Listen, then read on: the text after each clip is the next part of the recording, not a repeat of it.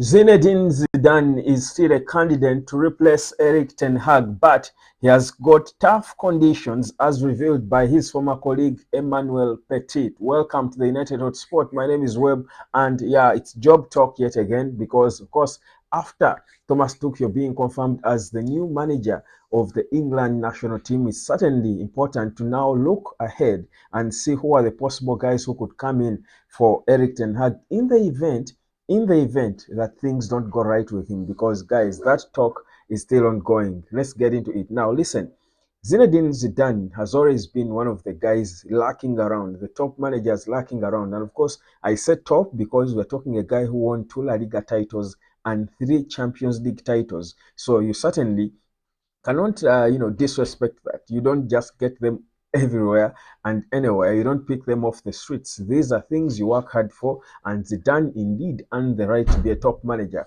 I know there are quite a number of people who do not rate Zidane's tactics, saying he's not tactical, he's not so good a manager. And I'm thinking, well, perhaps football is not really about tactics, because the almighty tactical Eric Ten Hag is struggling with Man United, yet everyone praises him for his tactics. So probably it's never all about tactics after all. But what's important is, are you winning titles? Sir Alex Ferguson, if you ask me, wasn't the best of tacticians. He was a manager. Eric Ten Hag is not struggling at Man United because he's a poor tactician. Well, you can question his tactics, sometimes, but it is not all about him being a poor tactician. It's probably about him lacking other things that make him a complete manager, that make him befitting to be able to psych players up and get the best out of them, get them responding and play football. So for me, the whole tactics and everything thing is quite overrated, because if you watch football, we can all probably think of see where a problem is and perhaps make the right substitutions and stuff. But motivating and handling the players at that level is the harder bit, if you ask me. There are so many good tacticians, only few can manage a club like Manchester United. Now, for me, guys, and I'm not here to preach whether Eric Ten Hag should be sacked or not. That's not the talk. I'm here to look ahead and saying, after Eric Ten Hag, who can be now a logical replacement for him. I think I've said it before that for me, Zinedine Zidane remains for me a top candidate to come in and solve a bit of the problem we have. And of course, the conditions that he gave remain. Of course, he struggles with English, that we know. He wouldn't want to be in a dressing room where he can barely, make his instructions, understood by the players because of the language problem. But that's a little bit of on the fringes of it when it comes to football, because we've seen great managers win titles without being able to speak a word in the language. But Conte could barely speak English when he joined Chelsea, but he won the Premier League title.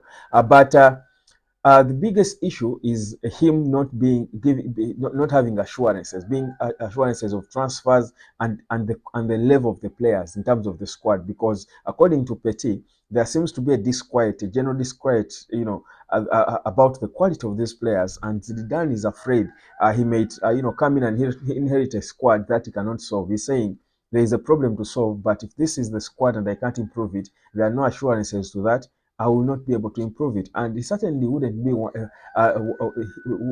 want to go into a job to solve a solution when he certainly knows he doesn't have the resources to enable him solve that problem, to solve the problem rather, not solve the solution, the slip of the tongue. But you know what I mean. So that's the little disquiet that Zidane would have now. But for me, why I think Zidane would be an improvement on Eric Ten Hag, like I said, it's not entirely about his tactics, and I'm not so sold to the whole narrative that he's not a good tactician at all. He may not be the best, but he is. But for me, the issue is the personality. These players at Man United need a manager who is going to cushion them. They need a manager who is going to uh, take the pressure away from them and sulk it up. I feel like the personality of Zinedine Zidane alone is literally as big as Man United, if you know what I mean. I mean, that's a figure of speech. That if Zinedine Zidane was at the touchline, no one would think about these little players, the Marcus Rashfords and all. Of course, they would have to play football, but the size of the man on the touchline would sulk up the energy. The scrutiny would shift more to the Zinedine Zidane, and he's the personality. He has got the size, the magnitude to take it up. Two, so the players will feel shielded. It's like playing. It's like walking in a dark street with with with your dad holding your hand. Even if you know there could be danger, you feel comfortable because you know my dad is there. Because of the size, you're a baby. To your dad, this is the biggest human being. So it's the same. Zinedine Zidane would uh, would shield these players because of his size, and to take away that pressure. Because Benny McCarthy seems to suggest that there is a sort of a shock, a mental shock or block that these players, suffer when they get into match days. After having very good training, it's match day, and the whole occasion just takes and overwhelms them. But you look at Eric Ten Hag, and good as he could be as a tactician, he perhaps cannot match up to that shock and swallow it for them. You see how Pep Guardiola swallows the pressure. Even when Man City has a bad game, Pep Guardiola takes it. People will attack Pep, and he will swallow it. He has got the personality, the size to sulk it up and take all the attention. Sir Alex Ferguson would shield his players under him, take them under his wings. Look at Mikel Arteta. Continuously, as he has been building this Arsenal, he has built and cultivated the character and personality to sulk up the pressure. That's what it means being a big team manager. You've got the size to take the pressure off the players and swallow it for yourself. Carlo Ancelotti will swallow the pressure with these babies at Real Madrid. All they will do is play football. If it's a bad day, he has the personality to sulk it up. And I can't say the same about Eric Ten Hag. The bad days will always come. But you need, for a big club like Man United, the biggest in the world, you need a manager who is befitting of that stature. So for me, that's why I am for Zinedine Zidane. It's entirely because of that, because he has got that personality. The players will feel shielded. They're like, after all, it's Zidane. But also, which footballer in this day and age wouldn't run their heart out for Zinedine Zidane? You look at the touchline, you're playing Man City, the game is getting tough, and you look at the touchline, it's Zinedine Zidane, and he's calling you to the side to give bellow instructions to you. You will run your heart out. So for me, that's what I see in Zidane, and that's what I feel he would bring to Manchester United. That's why for me, whatever Ineos would take, if they choose to move on from Eric Ten Hag, I think whatever it will take, the best person to come in and match the stature of the club, an improvement on Eric Ten Hag would be Zinedine Zidane, entirely for the size of the player, of the manager now, of course, not the player, but the size of him. Everyone would be, his presence alone would intimidate opponents. Opposing coaches would be intimidated standing on the same touchline with Zinedine Zidane.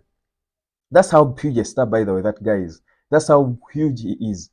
So for me, that's my honesty. The press wouldn't ask Zidane stupid questions. They would fear.